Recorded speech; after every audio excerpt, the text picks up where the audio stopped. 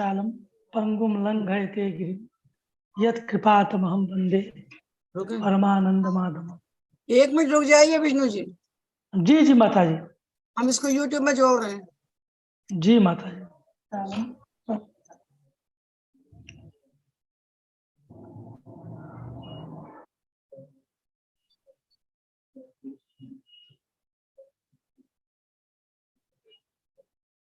तो शुरू कर सकते हैं। हाँ, आरभ्यताम तावत्। जी माता जी।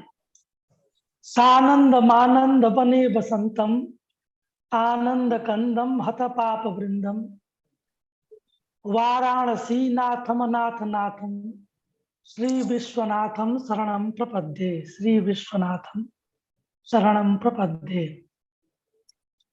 सभी को यथायोग्य माता जी को प्रणाम करके कक्षा का आरंभ करते हैं। इसके पहले गत कक्षा में हम लोग प्राचीन वैयाकरणों के मत जान लिए, उनके मत से शाब्दबोध प्रक्रिया जान लिए और नव्य वैयाकरणों का मत भी जान लिए कि नव्य वैयाकरण जो है वो फलावच्छिन्न व्यापार और व्यापारावच्छिन्न फल में शक्ति मानता है। नव्य वैयाकरणों के यहाँ गौरव प्राचीन वैयाकरण ने दिखा दिया था। तो एक बात हम लोग जो है ये जान गए थे कि पहले नव्य वैयाकरण ने प्राचीन वैयाकरणों पर दोष दिया था कि यदि आप फल और व्यापार में अलग अलग शक्ति मानोगे तो दोनों पदार्थ होंगे आपके यहाँ, तो दोनों की उपस्थिति अलग अलग होगी। यदि दोनों की उपस्थिति अलग अलग होगी तो पृथक पृथक उपस्थिति जो है वो उद्देश्य विधेय भावेन अन्वय के प्रति कारण होती है। तो उद्देश्य विधेय भावेन अन्वय की आपत्ति प्राचीन वैयाकरणों के मत में दिया था नव्य वैयाकरण। लेकिन प्राचीन वैयाकरण ने समाधान दिया कि नहीं, हम जो है धातु भिन्नत्व का निवेश कर देंगे तो हमारे यहाँ दोष नहीं होगा। धातु भिन्न पदजन्योपस्थिति, धातु भिन्न पदजन्य पृथक पृथक उपस्थिति कारण, तो धातु जन्य जो उपस्थिति होगी उनका उद्देश्य विधेय भावेन अन्वय नहीं होता है। ये प्राचीन वैयाकरणों ने समाधान दिया था जिसको आप कल जान लिए थे। नव्य वैयाकरण के यहाँ गौरव होता है, प्राचीन वैयाकरण ने बता दिया था। वो गौरव क्या है? थोड़ी एक समस्या थी कि प्रभा में थोड़ा काशिकाकार का मत दिया है। प्रभा में थोड़ा उसको बताइए। वो विशिष्ट काशिकाकार का मत दिया है। काशिकाकारा प्रास्ता इति गुरु है। हाँ बोलिए जो है वो कौन सा क्या मत दिया, आप बताएंगे उसके बारे में कि क्या आपको उसमें समझ नहीं है? गुरु जी को बोलने दीजिए। गुरु जी को बताइए ना, हम सबको मौन। हाँ गुरुदेव 1 मिनट। हाँ भगवान साहब जी बताइए वो मत तो पहले क्या मत दिया है जिसका आप विशिष्ट व्यापार फल व्यापार विशिष्ट फले एव धातो हो शक्ति वदन्ते काशिकाकारा प्रास्ता इति गुरु है। ठीक, यही तो बता रहे हैं। सुनिए ना, बात बता रहे हैं। बोलने दीजिए, बीच बीच में आप लोग मत बोलिए। हाँ नहीं माता जी चल सकता है, पूछने दीजिए। नहीं अभी पूछेंगे तो पूछेंगे, बात पूछें। अभी आप बोलिए, कोई नहीं पूछेगा। जी माता जी नहीं वो पूछ सकते हैं माता जी इनका। हाँ मौन कर रहे हैं। जी माता जी नहीं बोलने के लिए खोल सकती है माता जी, तभी बोले जब जरूरत हो, इसलिए बोलने में कोई बाधा नहीं है। हाँ भगवान साहब जी ध्यान दीजिए ऐसा। हाँ तो जो नव्य वैयाकरण ने फलावच्छिन्न व्यापार और व्यापारावच्छिन्न फल में शक्ति नव्य वैयाकरण मानता है, ये बात हमने गत कक्षा में बता दिया। इसमें गौरव है। गौरव क्या हो रहा है? प्राचीन वैयाकरण कहता है, माने भट्टोजी दीक्षित, प्राचीन माने परम प्राचीन काशिकाकार के बात नहीं कर रहे हैं। काशिकाकार का मत नागेश भट्ट जो बता रहे हैं वही है। फलावच्छिन्न व्यापार और व्यापारावच्छिन्न फल, फल विशिष्ट व्यापार, व्यापार विशिष्ट फल धातु का अर्थ होता है, यही काशिकाकार का मत है। और वही नागेश उसको जो है दृढ़ किए हैं, उसी को जो है माना है। काशिकाकार वाला जो मत है फलावच्छिन्न व्यापार कहिए चाहे फल विशिष्ट व्यापार कहिए, ये कर्तृवाच्य में, और कर्मवाच्य में जो है व्यापार विशिष्ट फल, ये हमारा जो है नव्य वैयाकरण कहता है कि हमारा धातु की शक्ति होती है फल विशिष्ट व्यापार और व्यापार विशिष्ट फल में। काशिकाकार का भी यही मत है, उसका वो इसलिए परास्त हो गए। कल हमने दीक्षित जी का मत का व्यवस्थापन किया था, दीक्षित कौंड भट्ट इत्यादि का जो मत है उनका व्यवस्थापन कल कर दिया था कि प्राचीन वैयाकरण से दीक्षित जी को पकड़ना है, आपको काशिकाकार को नहीं पकड़ना है। काशिकाकार को पकड़ेंगे तो दिक्कत होगी। तो आपको लग रहा है काशिकाकार कैसे प्राप्त हो गए? प्राचीन वैयाकरण हम जो कर रहे हैं उसमें दीक्षित कौंड भट्ट आदि लिए जाएंगे। नागेश भट्ट और काशिकाकार दोनों एक मत है। फल विशिष्ट व्यापार, व्यापार विशिष्ट फल में शक्ति होती है। ये हमारे जो है वो प्राचीन वैयाकरण, परम प्राचीन वैयाकरण उसको कहिए, काशिकाकार उनका मत था। उसी को वही नागेश का जो मत है, तो जो नागेश का मत है वही काशिकाकार का मत है। ये बात काशिकाकार कौन से सूत्र में कहते हैं, कहाँ कहते हैं? ये बात समझ में आ गई भगवान साहिब जी? ये माता जी हमको लग रहा है ना इसका पूरा रेफरेंस हम देखे नहीं है, टीकाकार आदि कर रहे हैं कि प्राचीन काशिकाकार आदि परास्त। तो ये किस में है, थोड़ा सा अन्वेषण करना पड़ेगा माता जी, वो किस सूत्र में है। हमको लग रहा है भुगादेव धातु में होना चाहिए या स्नातनता धातु में होना चाहिए, ऐसा लग रहा है। फिर भी इसका रेफरेंस देखना पड़ेगा माता जी। चलिए ठीक। तो प्राचीन वैयाकरण काशिकाकार में फल विशिष्ट व्यापार, व्यापार विशिष्ट फल में ये जो शक्ति जो नव्य वैयाकरण मानता है वही काशिकाकार का मत है। ये हमारे प्रभाकार ने इसका विवेचन किया है, वही नागेश का मत और काशिकाकार का मत एक दिखा करके। तो अब देखिए जब नव्य वैयाकरण का मत का खंडन हो जाएगा तो काशिकाकार के मत का भी खंडन हो जाएगा, इसलिए काशिकाकार आप रास्ता लिखते हैं जो है। तो देखिए तो नव्य वैयाकरण का मत ठीक क्यों नहीं है, ये भट्टो दीक्षित कैसे कहते हैं, तो उस बात को पहले समझ लीजिए। भट्टो दीक्षित अनुयायी कौंड भट्ट आदि कहते हैं कि फल विशिष्ट व्यापार और व्यापार विशिष्ट फल में शक्ति मानने पर गौरव होगा। क्या गौरव होगा? क्या देखिए हम कहते हैं धातु से फल और व्यापार की उपस्थिति होती है। धातु तो धातु जो है की शक्ति, धातु की जो शक्ति है वो फल और व्यापार में होती है, ये कहता है। तो फल व्यापारोपस्थिति प्रति आप इस प्रकार से कार्य का भाव बनाएंगे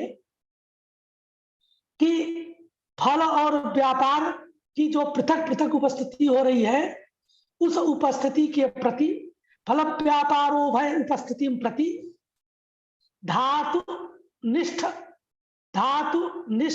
शक्ति ज्ञानाधीन उपस्थिति कारण, अर्थात धातु में रहने वाली जो शक्ति उस शक्ति के ज्ञानाधीन उपस्थिति जो कारण है, धातु निष्ठ शक्ति ज्ञानम कारणम, ऐसा भी कह सकते हो।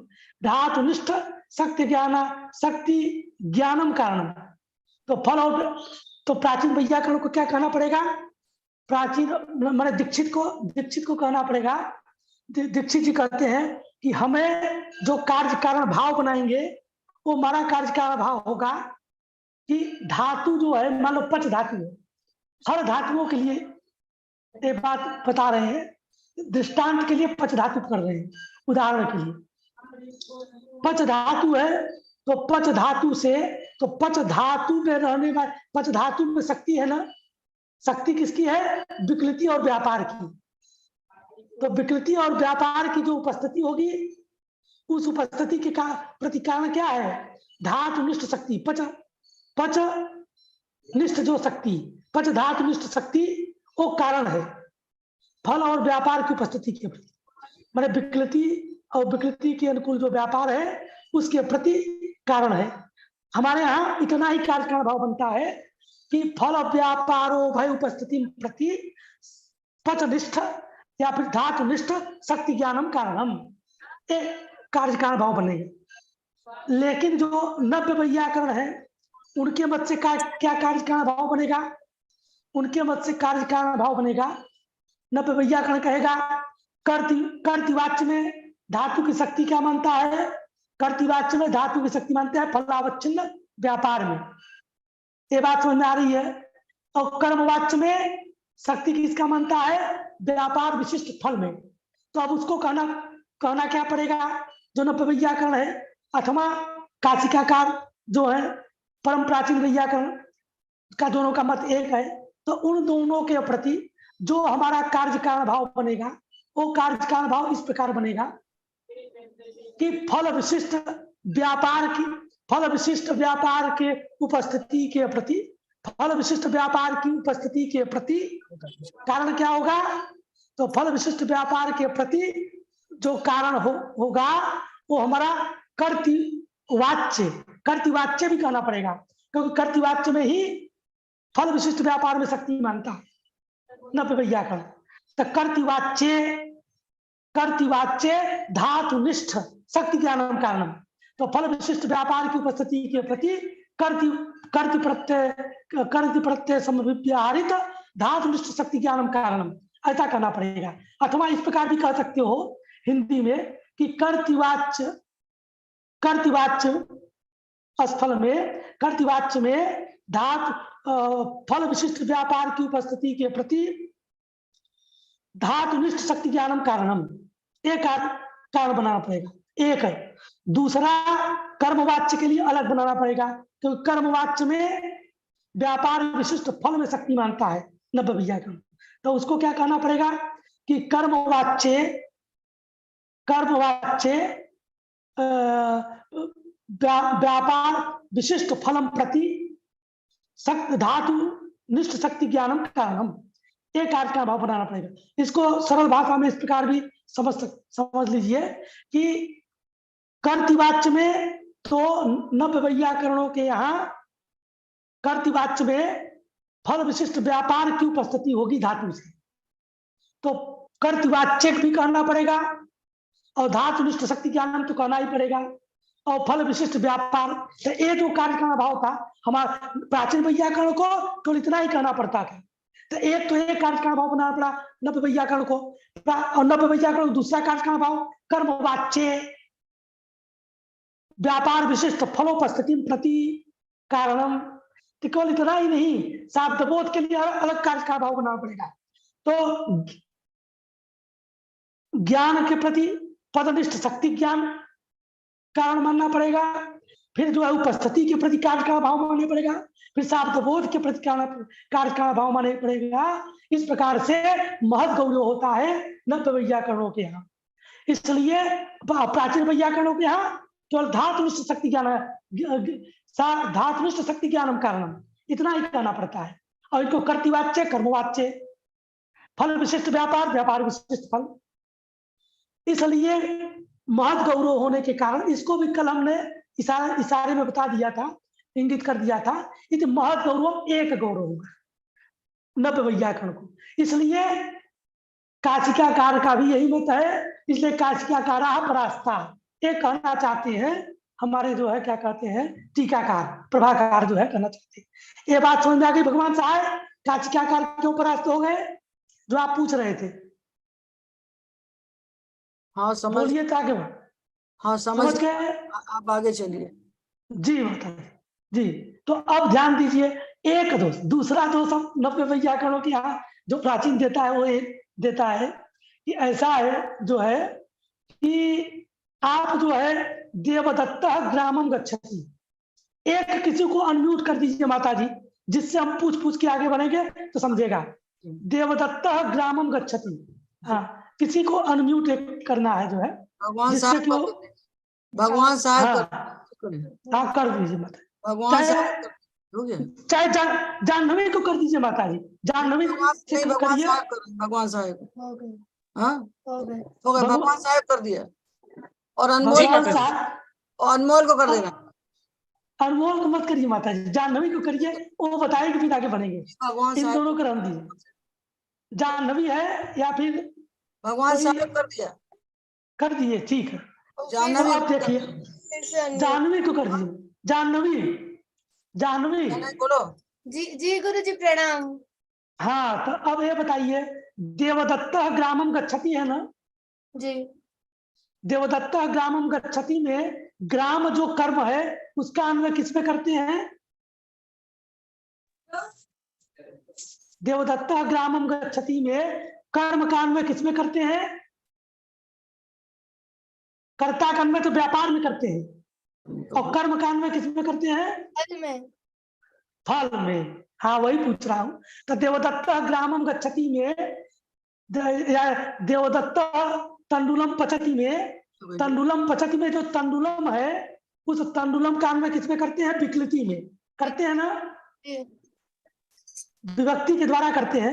मैं तंडुलम में जो अम है उस अम में अन्वय करते हैं तंडुल का, तो अर्थ हो अभेद संबंध से, तो अर्थ होता है तंडुला भिन्न जो कर्म, और उस प्रत्यार्थ जो कर्म है अम प्रत्यार्थ कर्म का विकृति में अन्वय करते हैं। हमने बताया था कि धात्वत्व में साक्षात अन्वय नहीं होता है, विभक्ति मीडिएटर के रूप में रहनी चाहिए, माध्यम रूप में विभक्ति रहनी चाहिए। इसलिए तंडुलम माने तंडुला भिन्न कर्म निष्ठा विकृति, ऐसा कहते हैं ना जी। तंडुलम पचति में। तो अब ध्यान दीजिए, जो हमारा द्रव्य वैयाकरण है वो क्या कहता है? फल विशिष्ट व्यापार में शक्ति मानेगा कर्तृवाच्य में। कर्तृवाच्य में शक्ति किसमें मानता है द्रव्य वैयाकरण? फल में। फल विशिष्ट व्यापार। फल विशिष्ट फलावच्छिन्न व्यापार। छिन्न व्यापार, वेरी गुड। फलावच्छिन्न व्यापार, बहुत बढ़िया। फलावच्छिन्न व्यापार कहिए चाहे फल विशिष्ट व्यापार कहिए, एक चीज है। तो अब फलावच्छिन्न व्यापार की उपस्थिति जो होगी वो किस रूप में होगी? जैसे हम बताए थे घट की उपस्थिति, घट पद से घट की उपस्थिति घटत्वेन हो रही है। नीलो घट में नील की उपस्थिति नीलत्वेन हो रही है, घट की उपस्थिति घटत्वेन हो रही है। तो नव्य वैयाकरणों के यहाँ फल विशिष्ट व्यापार माने फलावच्छिन्न व्यापार की उपस्थिति किस रूप में होगी जाह्नवी? फलावच्छिन्न व्यापारत्वेन होगी ना? फलत्वेन व्यापारत्वेन तो नहीं होगी ना? नहीं। जैसे प्राचीन वैयाकरण मानता है फलावच्छिन्न व्यापारत्वेन मानता है, होगी ना? तो फलावच्छिन्न व्यापारत्वेन जब उपस्थिति होगी फल विशिष्ट व्यापार की, तो फल हमारा जो होगा वो पदार्थ होगा क्या? जैसे घट से घट नहीं होगा, तो फलावच्छिन्न व्यापार एक पदार्थ होगा ना? जी। फल तो अलग तो विकृति माने विकृति से अवच्छिन्न विकृति विशिष्ट जो व्यापार है वो विकृति विशिष्ट व्यापार एक पदार्थ है ना जी। तो विकृति विशिष्ट जब एक पदार्थ हुआ तो एक नियम है पदार्थ पदार्थेन अन्वेति न तो पदार्थैक देशेन। तो पदार्थ एक पदार्थ कौन हुआ? तंडुलम। तंडुलम से उपस्थित तंडुलाभिन्न कर्म पदार्थ, और दूसरा पदार्थ हुआ व्यापार, और विकृति जो है वो पदार्थ का एक देश है, पदार्थ नहीं हुआ। नव्य वैयाकरणों के यहाँ हुआ क्या? नहीं हुआ। और हम तंडुलम का अन्वय करते किसमें करते हैं? तंडुलाभिन्न कर्म निष्ठा विकृति में करते हैं ना? तो विकृति पदार्थ का एक देश हुआ ना नव्य वैयाकरणों के यहाँ। तो पदार्थ पदार्थेन अन्वेति न तो पदार्थैक देशेन। पदार्थ का पदार्थ के साथ अन्वय होता है, पदार्थ के एक देश के साथ अन्वय नहीं होता है। तो विकृति में जो तंडुलम का अन्वय हम विकृति में कर रहे हैं, तंडुलम पूरा प्रत्यय सहित का विकृति में अन्वय करते हैं, तो पदार्थ के एक देश में अन्वय की आपत्ति होगी। तो पदार्थ पदार्थेन अन्वेति ये जो नियम है इस नियम से विरोध होगा। एक दोष दिया प्राचीन वैयाकरण कि आप यदि फल विशिष्ट व्यापार में शक्ति मानोगे तो कर्म का फल में जो अन्वय आप करोगे तो पदार्थ के एक देश में अन्वय होने लगेगा। पदार्थ के एक देश में अन्वय होगा तो ये पदार्थ पदार्थेन अन्वेति इस नियम से विरोध होगा। एक दूसरी बात, इसलिए आपके यहाँ पदार्थ पदार्थेन अन्वेति इस नियम से विरोध होने के कारण आप जो है फलावच्छिन्न व्यापार में शक्ति नहीं मान सकते। ये प्राचीन वैयाकरण ने कहा। ये बात समझ आ गई जाह्नवी? तो इसलिए जो है फलावच्छिन्न व्यापार में नहीं मान सकते। एक बात। दूसरी बात ध्यान दीजिए एक और जाह्नवी, फिर देखिए देवदत्तेन तंडुला पच्यते। कर्मवाच्य स्थल में धातु की शक्ति देवदत्तेन तंडुला पच्यते। तो पचते में पच से क्या आएगा नप व्याकरणों के यहाँ? कर्म आएगा। पच से क्या अर्थ आएगा? फलावच्छिन्न व्यापार कि व्यापारावच्छिन्न फल? पर धातु से तो यही तो अर्थ आते हैं नप भैया। व्यापारावच्छिन्न फल। हाँ, व्यापारावच्छिन्न फल आएगा, आएगा ना जी। तो व्यापारावच्छिन्न जब फल आया तो हमारा व्यापारावच्छिन्न फल की उपस्थिति कैसे होगी? व्यापारावच्छिन्न फलत्वेन होगी। तो एक पदार्थ वहां भी होगा। और देवदत्तेन, देवदत्त काल में किसमें करते हैं? देवदत्त करता है, तो देवदत्त काल में किसमें करते हैं? व्यापार में। व्यापार में करते हैं ना देवदत्ता। तो देवदत्ता भिन्न आश्रय निष्ठ व्यापार जन्या विकृति ऐसे जाते हैं ना। तो हाँ, तो अब ध्यान दीजिए, तो देवदत्तेन का हम जो है व्यापार में अन्वय करते हैं ना जी। तो वो भी पदार्थ का एक देश होगा। तो कर्मवाच्य में व्यापार जो है वो पदार्थ का एक देश होगा। तो जो देवदत्तेन एक पदार्थ हुआ, उसका अन्वय व्यापार में कर रहे हो तो पदार्थ के एक देश में अन्वय होने लगेगा। तो पदार्थ पदार्थेन अन्वयति न तो पदार्थ देश न, इस व्युत्पत्ति से विरोध होगा। मतलब कहने का मतलब होगा कि कर्मवाच्य में जो कर्ता का, अनुक्त कर्ता का हम व्यापार में अन्वय करते हैं तो व्यापार पदार्थ का एक देश होगा, पदार्थ के एक देश में अन्वय की आपत्ति होगी, ये तीसरा दोष। और जो कर्तृवाच्य में जो हमारा फलावच्छिन्न व्यापार में शक्ति मानते हैं तो फल हमारा जो होगा वो पदार्थ का एक देश होगा, व्यापार ही पदार्थ होगा। एक ही पदार्थ मानते हो आप न व्याकरण, इसलिए फल में ग्रामम जो कर्म है उसका हम कर्तृवाच्य में ग्रामम का हम जो है फल में अन्वय करते हैं, कर्म का हम जो है फल में अन्वय करते हैं। देवदत्ता ग्रामम गच्छति में ग्राम का उत्तर देश संयोग रूप फल में अन्वय करते हैं। देवदत्ता तंडुलम पचति में तंडुलम का हम जो है विकृति में अन्वय करते हैं। तो इसके जो है पदार्थ के एक देश में अन्वय की आपत्ति होगी। कर्तृवाच्य में फल में कर्म का अन्वय करना पड़ेगा, फल पदार्थ का एक देश है। कर्मवाच्य में व्यापारावच्छिन्न फल मानोगे तो व्यापार पदार्थ का एक देश होगा, तो पदार्थ के एक देश में अन्वय की आपत्ति होगी। इसलिए फलावच्छिन्न व्यापार व्यापारावच्छिन्न फल में जो शक्ति नव व्याकरण मानता है वो ठीक नहीं है। ये बात समझ में आ गई जी। अब कोई कहे कि पदार्थ पदार्थ न तो पदार्थ एक देश से न, इस नियम को मानेंगे ही नहीं, चाहे आप नहीं ऐसा नहीं कर सकते। क्यों नहीं कर सकते? ये हम पिछली कक्षा में भी बता दिया था शुरू में कि इस पदार्थ न तो पदार्थ एक देश से न, इस नियम को मानना ही पड़ेगा। क्यों? क्या इसलिए मानना पड़ेगा कि एक प्रयोग होता है नित्यो घट, ये प्रयोग नहीं होता है नित्यो घट। नित्यो घट प्रयोग क्यों नहीं होता है? क्योंकि जो नित्य पदार्थ है उसका घट पदार्थ में अन्वय की योग्यता नहीं है, क्योंकि नित्य घट अनित्य है। घड़ा है यहाँ रखा हुआ है, गिरा फूट गया तो फूट गया तो नष्ट हो गया, अनित्य है। तो घट तो अनित्य है, तो अनित्य पदार्थ में नित्य पदार्थ की अन्वय योग्यता नहीं है, इसलिए नित्यो घटा प्रयोग नहीं होता है। कहा कि भैया घट से घटत्व अर्थ भी आता है, तो घटत्व जाति तो नित्य है, तो नित्य का अन्वय घटत्व में कर देंगे। तो घटत्व में अन्वय की योग्यता, घटत्व में अन्वय की योग्यता तो है ही नित्य पदार्थ की। कहेंगे नहीं जी, नित्य पदार्थ की घटत्व में अन्वय योग्यता है, लेकिन घटत्व जो है वो पदार्थ का एक देश है, पदार्थ नहीं है। क्योंकि घट की उपस्थिति जो होती है वो घटत्व में होती है, घटत्व घट रूपे में घट की उपस्थिति होती है, तो एक पदार्थ है।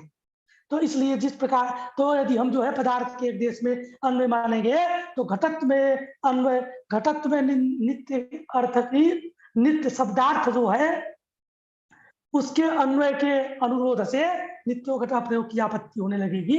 यदि पदार्थ पदार्थ अन्वय थी न तो पदार्थ एक देश से नियम न माने, इसलिए नियम मानना ही पड़ेगा। इसलिए जब नियम मानना पड़ा तो आपको विरोध हो गया यहाँ पर जो है। तो इसलिए नव व्याकरणों का मत ठीक नहीं है, नव व्याकरणों का मत ही काचिकाकार का है। इसलिए काचिकाकार आदि है परास्ता इत्यादि जो है ये टीकाकार करते हैं। तो ये बातें हो गई। इसलिए प्राचीन व्याकरण जो है विकलितत्वेन और व्यापारत्वेन उपस्थिति मानता है, एक वृंतगत फलद्वय न्याय न खंड शक्ति मान करके वही मानना चाहिए। ये जो है सभी लोग व्यवस्थापित कर दिए कि प्राचीन वैयाकरणों का मत ही ठीक लग रहा है। एक बात। अब जो है, अब हम ग्रंथ को आगे बढ़ाते हैं। वैसे और भी बहुत बातें हैं, कितनी बात करेंगे, ग्रंथ आगे नहीं बढ़ेगा। तो अब जो है, अब हम ग्रंथ को आगे बढ़ाने के उद्देश्य से अब कहते हैं, तो हमारी कारिका जो चल रही थी, अब इतना में किसी को कुछ पूछना हो तो पूछ सकता है, नहीं तो आगे बढ़े। एक बार किसी को पूछना हो तो पूछ ले, नहीं तो आगे बढ़ते हैं। तो अब जो है, चले आगे।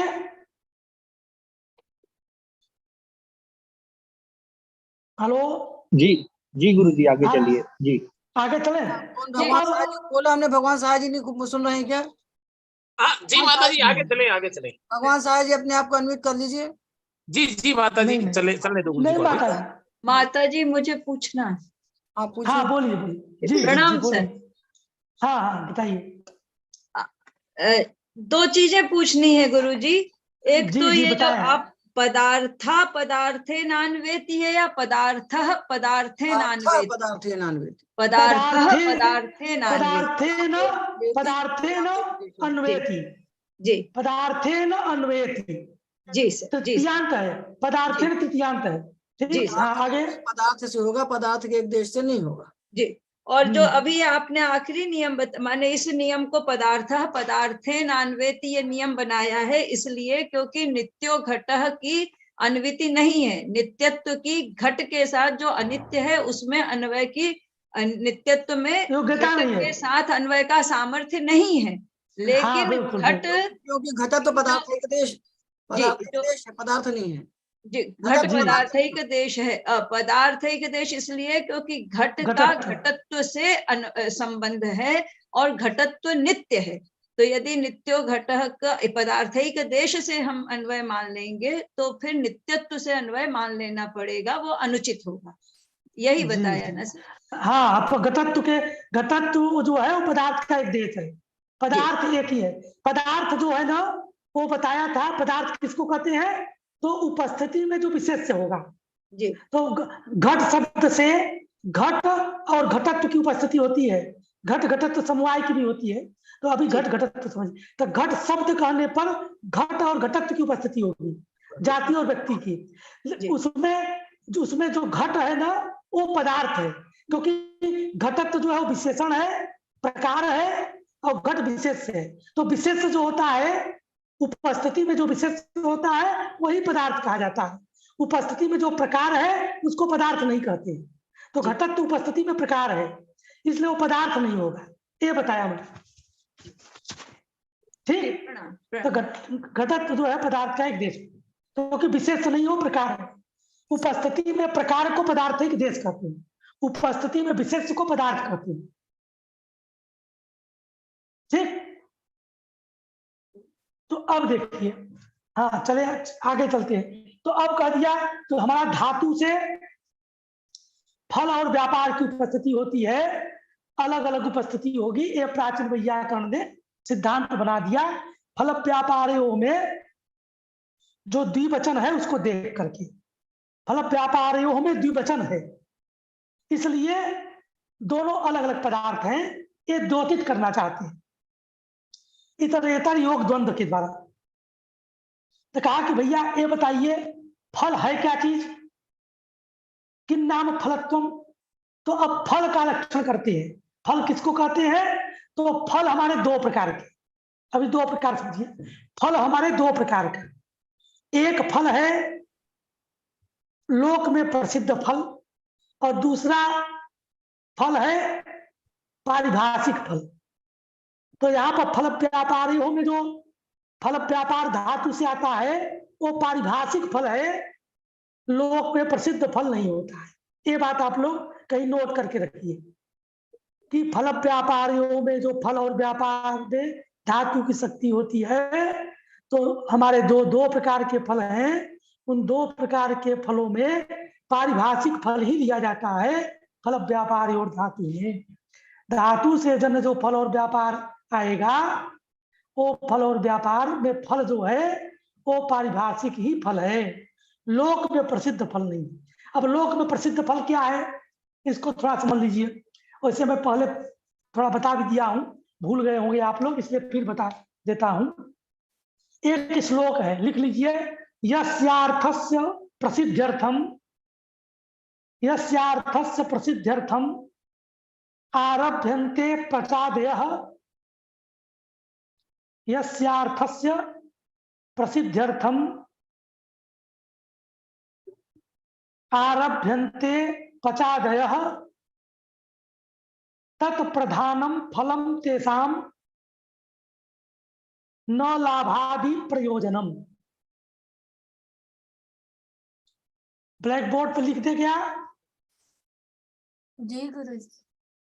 यस्यार्थस्य प्रसिद्ध्यर्थम, देखिए। अब आइए इधर,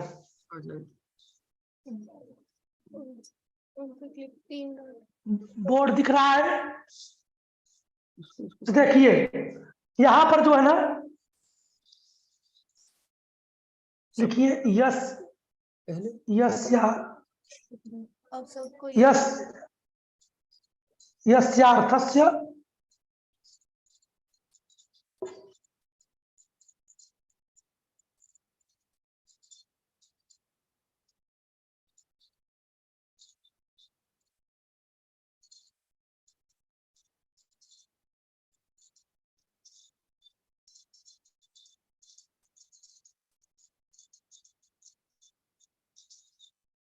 यस्यार्थस्य प्रसिद्ध्यर्थम आरभ्यन्ते पचादयः तत्प्रधानम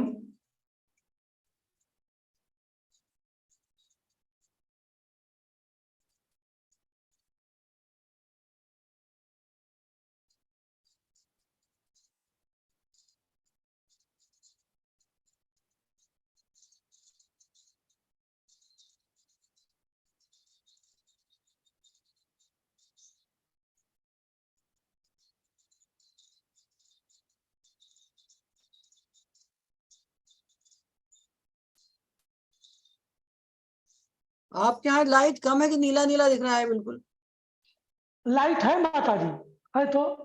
यस्यार्थस्य प्रसिद्ध्यर्थम आरभ्यन्ते पचादयः तत्प्रधानम फलम तेषाम न लाभादि प्रयोजनम।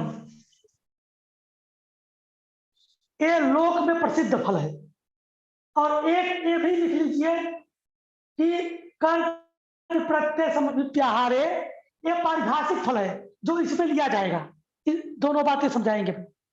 ये एक नंबर है, ये पारिभाषिक फल है, और ये जो है लोक में प्रसिद्ध फल है। ठीक, इसको भी लिख लीजिए। कर्ति प्रत्यय समभिव्याहारे तद्धातुजन्य शाब्दबोधीय धात्वर्थ निष्ठ विशेष्यता निरूपित प्रकारताश्रयत्वे सति तद्धातुवाच्यत्वं फलत्वं। फल के दो लक्षण हमने लिख दिया, एक दो। एक पहले से लिखा हुआ था, एक और दो, दोनों फल के लक्षण लिख लिए क्या?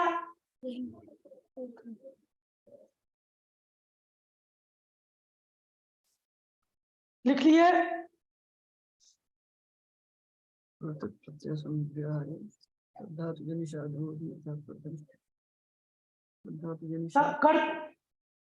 फिर से बोल देता हूं। कर्तृ प्रत्यय समभिव्याहारे आप लाइट बहुत कम है आपके पास आज। नीला नीला दिख रहा है। वो थोड़ा सा ना लाइट की डायरेक्शन, वो कैमरा की डायरेक्शन चेंज करनी पड़ेगी, वो सीधा ऊपर। हाँ, ये लाइट दूसरी तरफ से जलेगी तो ठीक हो जाएगा। अब ठीक है? नहीं, अभी भी ठीक नहीं है। नहीं है ठीक। अच्छा, कर्तृ बोल के लिखा देता। कर्तृ थोड़ा सा लाइट उसकी तरफ कर दीजिए। हमको तो दिख रहा है, बाकी सबको दिख रहा है नहीं पता। ठीक से।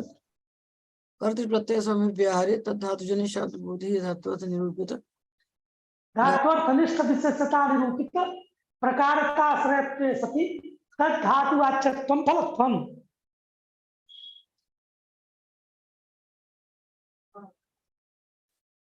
अभी बोल देंगे। सबको दिख रहा है क्या? ठीक है, एक बार जूम करके देख लीजिए। जूम करके हमने स्पॉटलाइट कर, केवल आप दिख रहे हैं, बाकी नहीं दिख रहा कोई यहाँ। केवल आपका अच्छा, बोलना अच्छा, दिखाई पड़ रहा है, किंतु आपके कमरे में लाइट कम है, इसके ब्लैक बोर्ड के ऊपर लाइट होना चाहिए थोड़ा सा। अच्छा, अच्छा, यहाँ पर पकड़ लीजिए। जी जी, वो कल तो दिख रहा था पूरी। देखते हैं आज क्या हो गया। चलिए ठीक है, ठीक है, लिख लिया सब। जी, लिख लिया जी मत। अब इसको समझिए, देखिए अब जो है,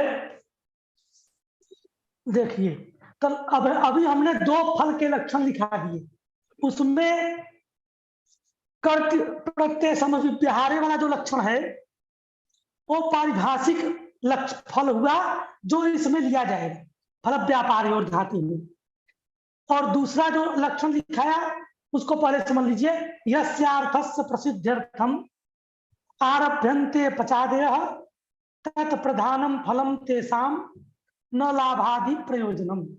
इसका मतलब हुआ कि यस्यार्थस्य प्रसिद्ध्यर्थम, जिस प्रसिद्ध अर्थ के लिए पचादि का हम आरंभ करते हैं वो उसका प्रधान फल है, लाभादि जो है वो प्रधान फल नहीं कहलाता है।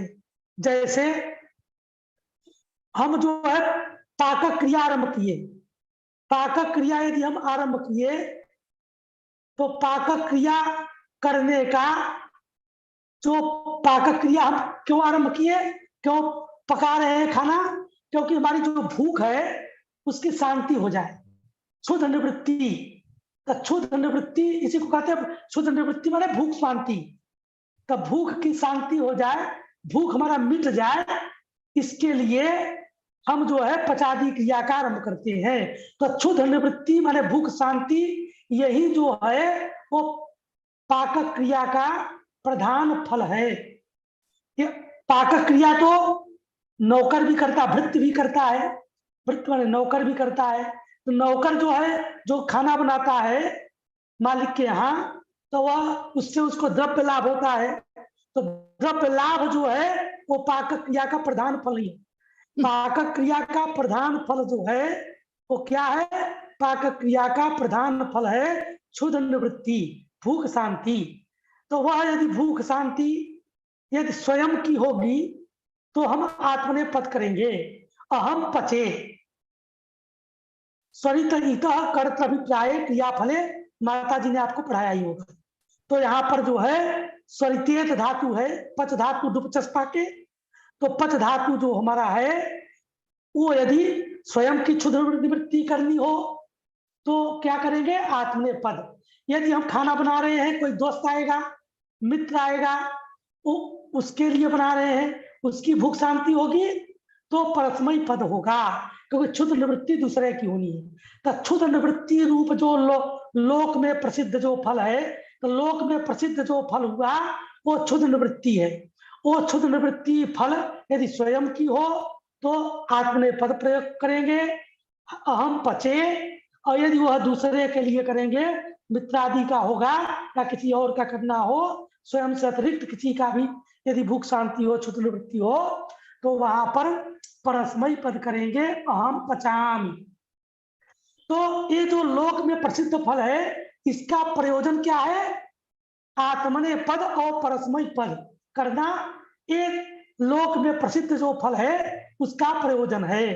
तो लोक में प्रसिद्ध फल जो है यदुद्देश्य न लोके प्रवृत्ति तत्फलम इत्युच्यते, जिसके लिए लोक में प्रसिद्धि प्रवृत्ति होती है, लोक की प्रवृत्ति जिसको उद्देश्य करके हो उसको फल कहते हैं। तो लोक में प्रसिद्ध जो फल हुआ वो क्या है, और लोक में प्रसिद्ध फल हुआ पच का क्षुद्र निवृत्ति। यदि मान लो यज धातु है, यज धातु भी स्वरितेत है, तो यदि मान लीजिए अपना यज्ञ कर रहे हैं हम, यज्ञ यागादि कर्म हम स्वयं का कर रहे हैं, तो अहम यजे, तो वहां पर क्या हो जाएगा, आत्मनेपद। और यदि दूसरे के लिए करेंगे तो वहां पर जो है हमारा परस्मयी पद हो जाएगा। तो आत्मनेपद परस्मयी पद करना जो है वो हमारा प्रयोजन है लोक में प्रसिद्ध फल का। ये बात समझ में आ गई? कोई बोल दो जानवी, या कोई बोल दो, गुरुजी आ गई बात? जी। अब दूसरा जो फल व्यापारी और धातु में जो धातु से उपस्थित जो फल होगा वो फल ये नहीं है, वो फल जो है वो हमारा फल क्या है, वो पारिभाषिक फल लिया जाता है। अभी हमने दिखाया था कि पारिभाषिक जो फल है वो पारिभाषिक फल कर्त प्रत्यय समव्यवहार्य वाला पारिभाषिक जो है वो हमारा पारिभाषिक फल यहाँ पर लिया जाता है। इसका क्या प्रयोजन है, तो विकृति होगी, फलम विकृति आदि, और उस विकृति का उसका प्रयोजन क्या है, सकर्मक अकर्मक व्यवस्था, सकर्मक धातु अकर्मक धातु इत्यादि जो व्यवहार है वो हमारा जो है, और कर्म संज्ञा करना, सकर्मक अकर्मक व्यवस्था और कर्म संज्ञा, अरे कर्तवृत्ति व्यापार जन फलाश्रय, कर्तृचित्तम कर्म से जो कर्म संज्ञा होती है फलाश्रय की, वो हमारा फलाश्रय से फल जो लिया जाएगा वो हमारा पारिभाषिक फल लिया जाएगा। तो कर्म संज्ञा करना, कर्म संज्ञा आदि करना, और जो है सकर्मक अकर्मक व्यवस्था, वो पारिभाषिक फल का प्रयोजन है। वो पारिभाषिक फल का लक्षण है क्या, तो आप लोग लिख लीजिए, क्या लिखे कि कर्त प्रत्यय समभिव्याहारे। कर्त प्रत्यय समभिव्याहार इसलिए दे रहे हैं, ध्यान देना, क्योंकि नव्य वैयाकरण जो है वो कर्तवाच्य में अलग अर्थ मानता है और कर्मवाच्य में अलग धातु की शक्ति मानता है। कर्तवाच्य में धातु की शक्ति, कर्तवाच्य में किसको मानता है, कर्तवाच्य में धातु की, हाँ नव्य वैयाकरण फलावच्छिन्न व्यापार, फलावच्छिन्न व्यापार में, इसीलिए कर्तवाच्य कहा। तो फलावच्छिन्न व्यापार में विशेष कौन है, विशेषण कौन है, व्यापार विशेष्य है और फल जो है विशेषण है, विशेषण है। तो फल जो है वो अनुकूलत्व संबंध से व्यापार में विशेषण है, विशेषण है। ठीक है, या जनकत्व संबंध से व्यापार में विशेषण है, ये बता दिया जो है। ये बात समझ में आ रही है, फलावच्छिन्न व्यापार। तो कर्त प्रत्यय का समव्यवहार होने पर तद्धातु जन्य शाब्दबोधीय विशेषता।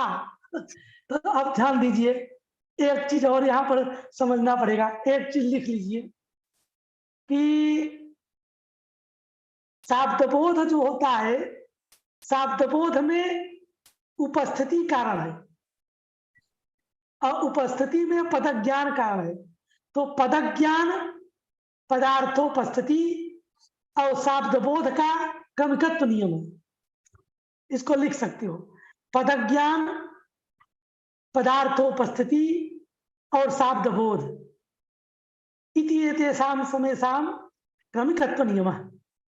पदक ज्ञान होगा, पदक ज्ञान पदार्थोपस्थिति के प्रति कारण है और पदार्थोपस्थिति शाब्दबोध के प्रति कारण है। ये बात कहीं लिख के रखो, समझा देते हैं। अभी लिख लिए, लिखी जान अभी, हाँ गुरु जी लिखा है। पदक ज्ञान किसमें कारण है, पदार्थोपस्थिति में, और पदार्थोपस्थिति शाब्दबोध में कारण है। शाब्दबोध है क्या, शाब्दबोध कहते हैं शब्दात जात है कि शाब्द, शब्दात जात है कि शाब्द, शब्द से जन्य जो होगा, शब्द से क्या जन्य होता है, अर्थ न,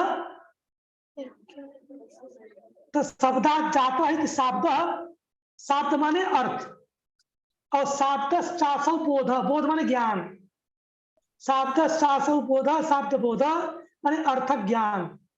ये बात समझ में आ गई। शब्द से जन्म जो अर्थक ज्ञान है उसी को शाब्दबोध कहते हैं, ठीक है जी गुरु जी। अब देखिए, जैसे हम कह दिया जो है ए लिखता है, जी। तो ए लिख, ए तो ए माने, तो ए से आपने क्या समझा, तो यहाँ पर ऐसे दिखाया, मान लो जी। या मान लो घट पदार्थ है जी। या कप है चाय पिए, तो कप है, इस कप को हम देख रहे हैं, तो हमको देखे जो है, तो हम जो दृष्टि से चक्षु इंद्रिय से देख करके हम जान रहे हैं कि कप यहाँ रखा है, वो क्या है, प्रत्यक्षीय बोध, क्या है, प्रत्यक्षीय बोध। वो प्रत्यक्षीय ज्ञान, ठीक है ना। जी गुरुजी। और मान लो हम कह दे यहाँ पर कप है, तो तुम कप देखी नहीं, जी तो वो क्या होगा, वो शब्द बोध होगा कि किसी आप्त पुरुष ने शब्द कह दिया, तो हाँ वहां कप रखा होगा, इसका मतलब। जी तो इसी प्रकार से घट को देखेंगे तो घट का प्रत्यक्षीय बोध होगा, ठीक जी। है। तब ये बोध ज्ञान जो है ना, वो 4 प्रकार का होता है। कौन कौन? प्रत्यक्ष से प्रत्यक्षीय बोध, जी अनुमान से अनुमिति, अनुमिति को कहते हैं अनुमान जन्य बोध का नाम है अनुमिति। तो प्रत्यक्षीय बोध, अनुमिति, अनुमिति को अनुमान जन्य बोध, जी व्याप्ति जन्य जो ज्ञान है अनुमिति, और उपमान प्रमाण से उपमिति, जी और शब्द प्रमाण से शाब्द बोध। जी ये चार प्रकार के बोध हुए, 4 प्रमाण की तरह 4 प्रकार के बोध हुए। ये बात समझ में आ रही है? जी 4 प्रकार के बोध हुए। अब इसमें जो शाब्द बोध है ना, अब मान लो हम कह दिए कि जी बिडौजाम आवे, या बिडौजा को बुलाओ, तो बिडौजा को बुलाओ कह दे, तो तुम बुला सकते हो क्या जानवी? नहीं, क्यों? हमें ज्ञान नहीं। बिडौजा शब्द का अर्थ क्या है इसका ज्ञान नहीं है। नहीं है ना। नहीं। बिडौजा माने इंद्र, बिडौजा का अर्थ होता है इंद्र। जी तो कह दे जब तुमको मालूम होगा बिडौजा माने इंद्र, तो बिडौजाम आह्वाई कहेंगे तो आप बुला सकती हो ना। अथवा बिडौजाम पूजा कह दिए तो जी। उनका पूजा कर सकती हो ना। जी कर सकते हैं। कर सकते हो। तो तुम इसका मतलब पद से पदार्थ की उपस्थिति होगी। जी तो शाब्द बोध होगा, तो जी। पद का ज्ञान होगा। इसका मतलब तुमको पद से पदार्थ की उपस्थिति कब होगी? पद से पदार्थ की उपस्थिति तब होगी जब हम पद का ज्ञान करेंगे कि इस पद में पद का ज्ञान हो, और पद में इस अर्थ की शक्ति है इसका भी ज्ञान हो, पदनिष्ठ शक्ति ज्ञान हो, पद का ज्ञान हो और पदनिष्ठ शक्ति का ज्ञान हो कि इस अर्थ की शक्ति है, ज्ञान होना चाहिए ना। जी तो पदनिष्ठ शक्ति ज्ञान जो है वो होगा, तभी पद से पदार्थ की उपस्थिति होगी। बात समझ आ गई? जी गुरुजी। घट से, हाँ, तो वही कह दिया कि घट रूप अर्थ के प्रति, माने घट से घटत्व समवाय रूप अर्थ की उपस्थिति होती है। इसके प्रति क्या कारण है? पदनिष्ठ शक्ति ज्ञानम कारण। हाँ ये कह सकते हैं ना कि घट शब्द से घटत्व समवाय रूप अर्थ की उपस्थिति होगी। इस घटत्व समवाय रूप अर्थ की उपस्थिति के प्रति कारण क्या होगा? घट पदनिष्ठ शक्ति ज्ञान। जी ये बात समझ आ गई? जी तो घट पदनिष्ठ शक्ति ज्ञान जो है वो कारण होगा। घट पदनिष्ठ शक्ति ज्ञान जो है वो घट पदार्थ की उपस्थिति के प्रति कारण है, ठीक। और जब घट से घटत्व समवाय रूप की उपस्थिति होगी तो शाब्द बोध होगा हमको। तो घट कहने से जब घटत्व समवाय की उपस्थिति होगी तो समवाय संबंध घटत्व विशिष्ट घट, इसका बोध भी हो जाएगा। इसका मतलब शाब्द बोध के प्रति उपस्थिति कारण है। शाब्द बोध के प्रति घट रूप माने समवाय संबंधे न घट, समवाय संबंध से घटत्व विशिष्ट घट रूप अर्थ का जो बोध हो रहा है, शाब्द बोध होगा। उसके प्रति कारण क्या है?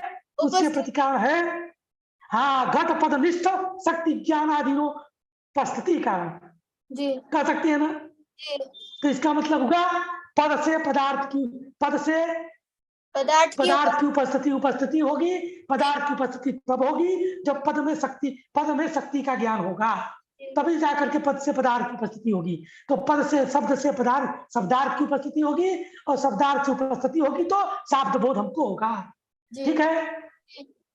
शाब्द बोध में अब ध्यान दीजिए, शाब्द एक दिन और बताया था कि जैसे नीलो घटा है, तो नीलो घटा से हमको अभेद संबंधे न नील विशिष्ट घटा ये बोध होता है।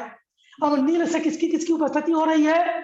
नील नीलत्व समवाय की, समवाय। और घट से किसकी उपस्थिति होगी? समवाय, घट और घटत्व की, समवाय, घट घटत्व समवाय भी कर सकते हैं। संबंध। तो इसका मतलब क्या हुआ कि नील पदनिष्ठ शक्ति ज्ञानाधीन उपस्थिति, नील पद, नीलो घट में नील पदनिष्ठ शक्ति ज्ञानाधीन उपस्थिति किसकी हो रही है? घट की, नील नीलत्व समवाय की। नील नीलत्व समवाय, नील पदनिष्ठ शक्ति ज्ञानाधीन उपस्थिति किसकी हो रही है? नील नीलत्व समवाय की। और घट पदनिष्ठ शक्ति ज्ञानाधीन उपस्थिति किसकी हो रही है? घट घटत्व समवाय, घट घटत्व समवाय की।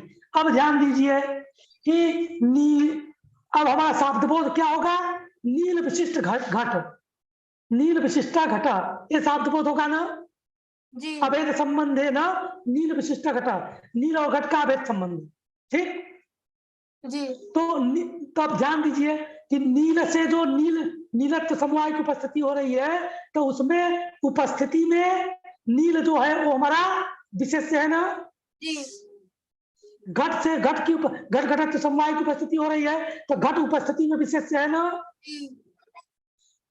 ठीक। और घटत्व क्या है? उपस्थिति में प्रकार, और नीलत्व क्या है? उपस्थिति में प्रकार, और समवाय क्या है? उपस्थिति में संबंध, संसर्ग। हाँ, संबंध संसर्ग एक ही चीज है।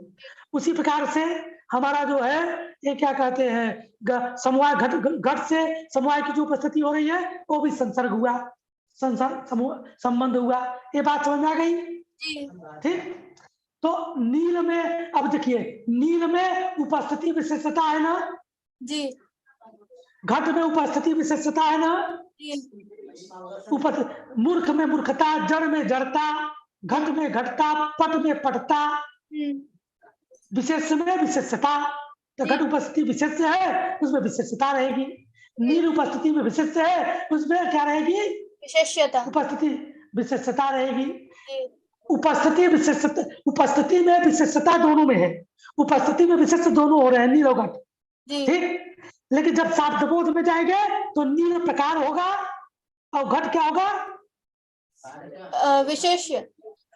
विशेष होगा शाब्दबोध में। तो घट में शाब्दबोधीय विशेषता भी है, उपस्थिति विशेषता भी है। और नील में शाब्दबोधीय क्या है? प्रकार है, प्रकारता, शाब्दबोधीय प्रकार, और उपस्थिति प्रकारता, विशेषता। नील में उपस्थिति में तो विशेष है, तो नील में उपस्थिति विशेषता है, शाब्दबोधीय प्रकारता है, ठीक। तो नील निष्ठा नील में रहने वाली जो शाब्दबोधीय प्रकारता जी, वो किसी विशेषता से निरूपित होगी। तो विशेषता किसमें है? घट निष्ठा विशेषता। तो घट निष्ठा शाब्दबोधीय, घट में रहने वाली जो शाब्दबोधीय विशेषता, उस विशेषता से निरूपित है नील निष्ठा शाब्दबोधीय प्रकारता जी। और घट निष्ठा शाब्दबोधीय विशेषता, सा विशेषता नील निष्ठ प्रकारता निरूपिता, नील निष्ठ शाब्दबोधीय प्रकारता निरूपिता। कह सकते हो ना? ये बात समझ में आ रही है? जी जी, समझ में आ गया जी। तो अब ध्यान दीजिए, उसी प्रकार से प्रकृति स्थल में आइए। प्रकृति स्थल में हमारा जो है, चाहे प्राचीन वैयाकरणों का मत हो, प्राचीन वैयाकरणों के मत में तो चाहे कर्तृवाच्य हो चाहे कर्मवाच्य हो, विकृति जो हमारा है, माने फल जो है वो हमारा प्रकार ही होता है ना शाब्दबोध में भी, क्योंकि व्यापार मुख्य विशेषक शाब्दबोध होता है। तो व्यापार में हमारा जो क्या कहते हैं फल होगा वो प्रकार होगा। तो फल में क्या है? फल में शाब्दबोधीय प्रकारता रहेगी ना जी। और नव वैयाकरणों के मत में कर्तृवाच्य में फल प्रकार होता है, फल प्रकार।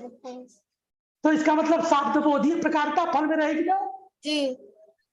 तो इस वही तो कह रहा है, कर्तृवाच्य में कर्तृ प्रत्यय समव्यवहारे में कर्तृवाच्य, कर्तृ प्रत्यय समव्यवहारे को हो और चाहे कर्तृवाच्य को, एक ही चीज है। कर्त समव्यवहार में पूर्वापरिभाव, कर्तृ प्रत्यय कर्ता में जब प्रत्यय करेंगे तो कर्तृ प्रत्यय समव्यवहार में कर्तृवाच्य, कर्ता में जो प्रत्यय का समभिव्याहार होगा, तो कर्तृवाच्य क्या है, तो कह दिया कर्तृ प्रत्यय समभिव्याहारे तद्धातु जन्य शाब्द बोधीय धात्वर्थ। अब ध्यान देना, शाब्द बोधीय शाब्द बोध में कौन कौन सा दो धात्वर्थ बातचीत होता है? अरे धात्वर्थ तो दो ही है। हाँ, तो शाब्द बोध में फल और व्यापारी तो बातचीत होगा। हाँ, तो वही तो पूछ रहा हूँ, शाब्द बोध में कौन क्या बातचीत होगा? फल और व्यापार। धातु से जन तत् हम पकड़ लिए, मान लो पच धातु, तो पच धातु से किसकी उपस्थिति होगी? विकृति। कर्तृवाच्य में विकृति और व्यापार की, विकृति और व्यापार की। ठीक, तो पच धातु तो कर्तृ प्रत्यय समभिव्याहारे तत् से पकड़ लिया पच धातु, पच धातु जन्य शाब्द बोधीय धात्वर्थ कौन होगा?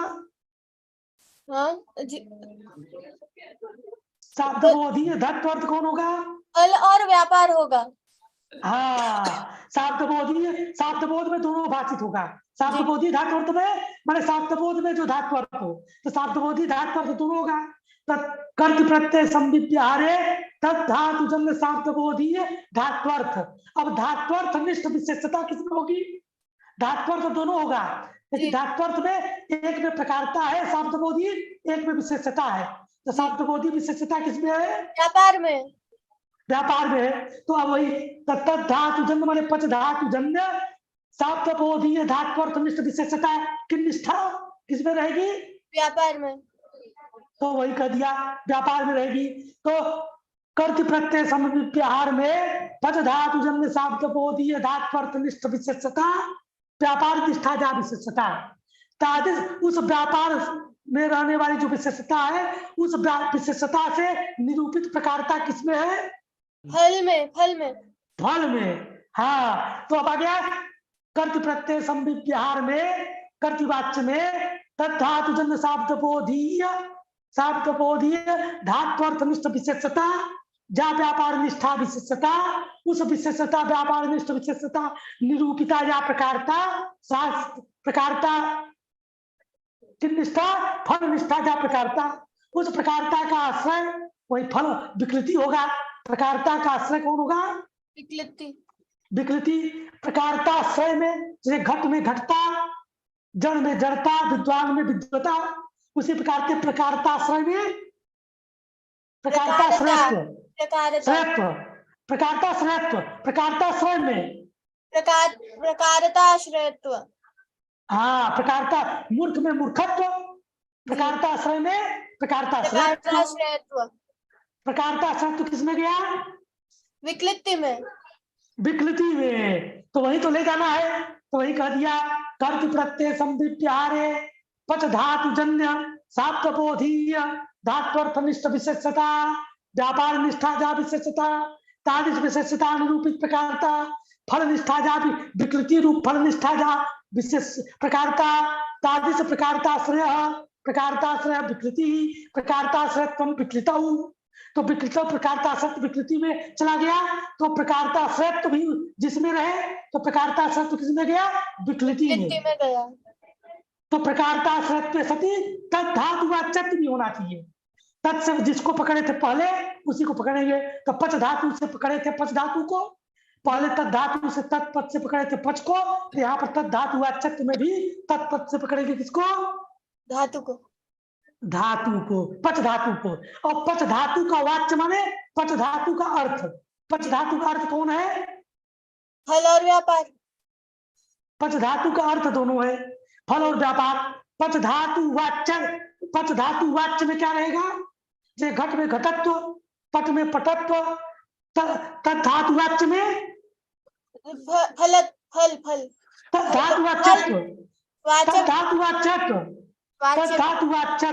तद्धातु वाच्यत्व किसमें गया? फल और व्यापार में। व्यापार में। लेकिन हमको प्रकारताश्रयत्व जिसमें हो ऐसा ही धातु वाच्यत्व लेना हो, तो प्रकारताश्रयत्व जाता है विकृति में, धातु वाच्यत्व भी उसी विकृति में चला जाएगा कि नहीं जाएगा?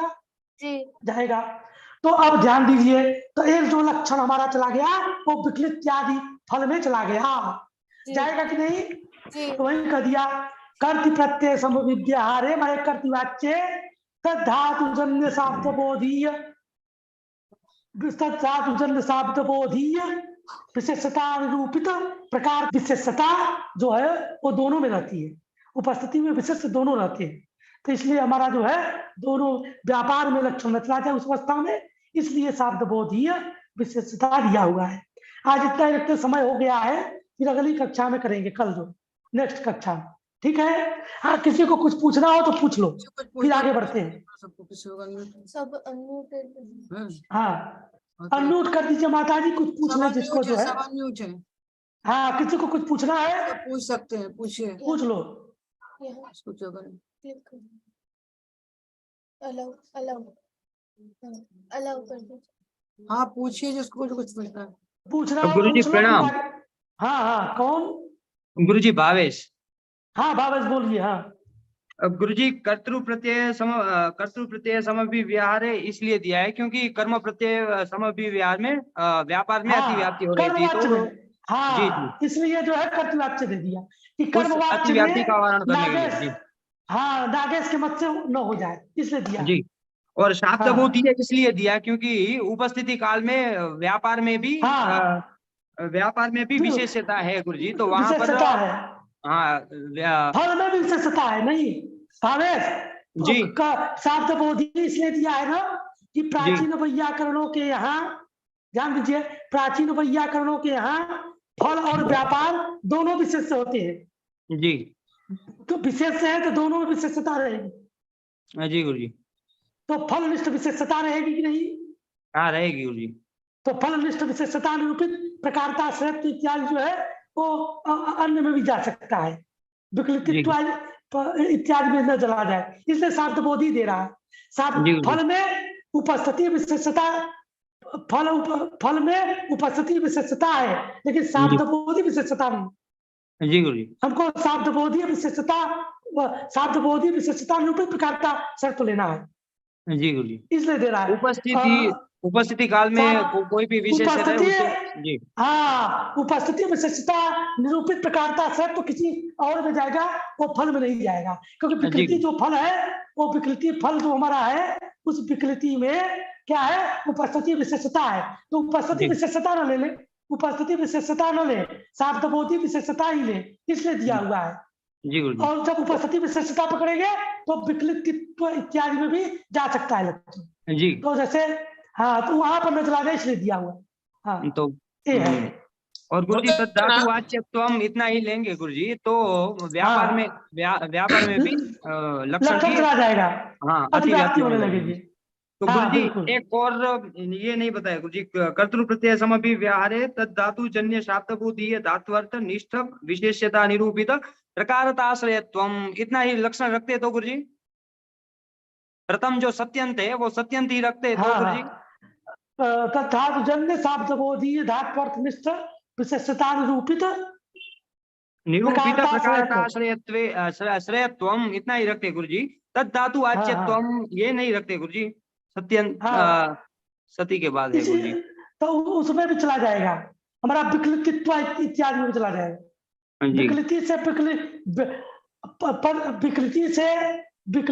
की उपस्थिति विकल्पित्व हो रही है, तो विकल्पित्व इत्यादि में भी तो प्रकारता शर्त जाएगा, लेकिन तद धातु वाच्यत्व उसमें नहीं जाएगा, इसलिए वो कह दिया जो है विकल्पित्व इत्यादि जो है उनमें लक्षण चला जाए, इसलिए तद धातु वाच्यत्व जो जाएगा वो विकृति और व्यापार में ही जाएगा, फल और व्यापार में जाएगा। तो फल में ही लक्षण जाए, इसलिए कह दिया फल के एक देश में न चला जाए, इसलिए तद धातु वाच्यत्व भी देना पड़ेगा, क्योंकि प्रकारता शर्त उसमें भी है। ठीक है, शाब्दबोध में प्रकार भी बनता है, जो हमारा उपस्थिति में पदार्थ का एक देश होता है, उपस्थिति में पदार्थ का जो एक देश होता है वो भी शाब्दबोध में प्रकार बनता है। जैसे नीलो घटा है, नीलो घटा में नीलत्व जो हमारा है वो नीलत्व भी शाब्दबोध में प्रकारत्व भाषित होता है, नील भी शाब्दबोध में प्रकारत्व भाषित होता है जी, और नीलत्व भी शाब्दबोध में प्रकारत्व भाषित होता है। तो नीलत्व इत्यादि जो हमारा होगा उसी प्रकार से विकृति और विकृतित्व, तो विकृति विकृति तो धातुवाच्य है, विकृतित्व जो है वो हमारा जो है वो उसकी उपस्थिति हो रही है विकृतित्वेन। बात समझा गई? तो विकृतित्व इत्यादि में लक्षण न चला जाए, जो हमारा अलक्ष्य है, जो हमारा अवाच्य है, अवाच्य, उसको अवाच्य कहेंगे। अवाच्य विकृतित्वादौ लक्षणम न गच्छेत तदर्थम तद्धातुवाच्यत्वम आवश्यकम, ऐसा लिख सकते हो। ठीक जी गुरु जी, समझे भावेश? जी गुरु जी। हाँ हाँ, इसलिए दिया हुआ है, क्योंकि नीलत्व भी हमारा जो है प्रकार बनता है शब्द बोध में। ऐसा जैसे नीलो घटक का शब्द बोध हम करते, एक बार देख लोगे ना तो मालूम हो जाएगा भावे। जैसे नीलो घटक का शब्द बोध क्या होता है? अभेद संबंध निर्विशिष्ट घटक। उसको इस प्रकार भी कर सकते हो कि नीलत्व भी भाषित होगा शब्द बोध में, समवाय संबंधे तो नीलत्वावच्छिन्न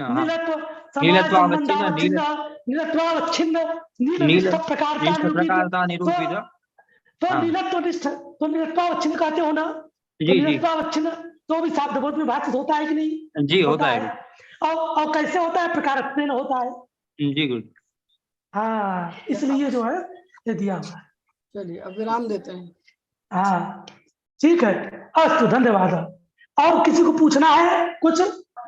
ठीक है भावेश? ठीक है भावेश? हाँ जी जी जी गुरु जी। चलिए हाँ हाँ हाँ, भगवान साहब कुछ, भगवान साहब पूछ रहे थे। अब भगवान साहब बोलिए। गुरुदेव, मैं चरणों में निवेदन योग कर रहा था कि आप बताया है ये फल का लक्षण निर्दुष्ट है ना? हाँ जी, निर्दुष्ट है। ये जो फल का लक्षण है ना, हाँ, ये प्राचीन वैयाकरण, नव वैयाकरण, उभय संप्रदाय विशिष्ट फल लक्षण है। उभय संप्रदाय से कथित फल लक्षण है, दोनों संप्रदायों में मान्य फल लक्षण है। लेकिन थोड़ी सी एक दिक्कत थी गुरुदेव, थोड़ा यदि आप तत्वदर्शनी। अब अगली कक्षा का समय हो रहा है भगवान सहाय जी, इसलिए अगली कक्षा में पूछेंगे। जी माता जी प्रणाम। एक दूसरे विद्यार्थी आज ठीक है, धन्यवाद। प्रणाम माता जी, प्रणाम माता जी, प्रणाम आचार्य जी को प्रणाम। व्याख्यान हुआ, अब शनिवार को होगा। प्रणाम गुरु जी। माता जी प्रणाम। प्रणाम माता जी। प्रणाम गुरु जी प्रणाम। माता जी प्रणाम।